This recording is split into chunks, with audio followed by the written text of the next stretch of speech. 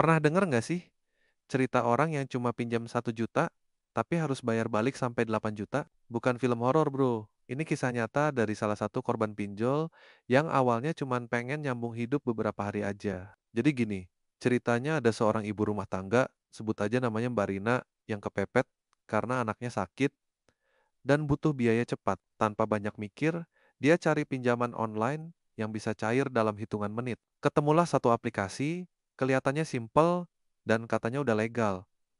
Nggak mikir panjang, langsung diajukan.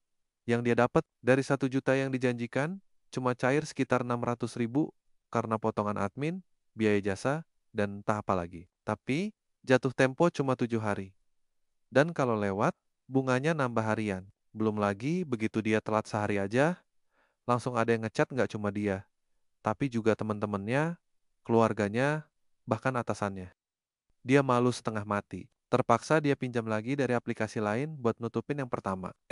Ternyata skemanya sama aja, bahkan ada yang lebih parah. Dalam 2 minggu, dia udah pinjam dari 7 aplikasi berbeda, cuma buat bayar yang sebelumnya. Jadilah utangnya muter-muter, kayak gali lubang tutup lubang. Sampai akhirnya, total uang yang dia pinjam benar-benar cuma 1 juta, tapi karena bunga, denda, dan pinjaman berantai itu, dia harus bayar hampir 8 juta.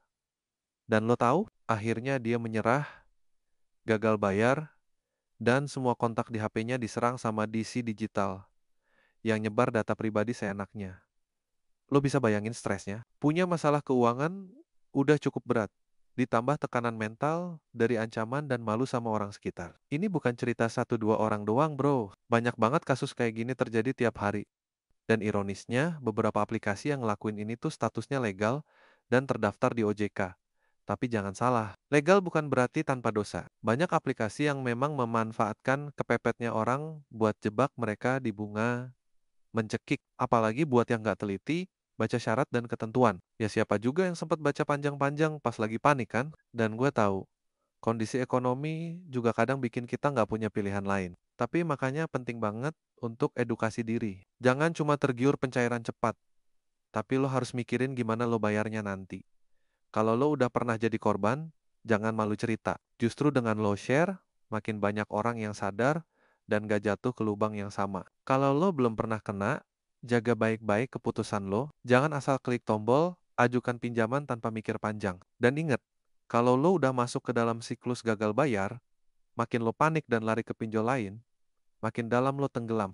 Edukasi keuangan itu bukan cuma buat orang kaya. Justru makin pas-pasan, makin penting lo ngerti cara ngelola uang dan ngelindungin diri dari jerat utang. So, buat lo yang lagi nonton ini, gua harap cerita nyata ini bisa jadi pengingat. Jangan sampai lo jadi korban berikutnya. Gue cuma mau bilang, pikirin baik-baik sebelum minjam, baca syaratnya, hitung bunganya, dan siapin rencana bayarnya. Kalau info ini berguna buat lo, atau mungkin bisa nyelamatin temen lo dari kesalahan yang sama, jangan lupa buat like video ini, share ke grup atau keluarga lo, dan pastiin lo subscribe channel ini, biar nggak ketinggalan info penting soal dunia pinjol dan tips keuangan lainnya. Karena di zaman sekarang, info bisa jadi pelindung bro, dan lo nggak sendirian.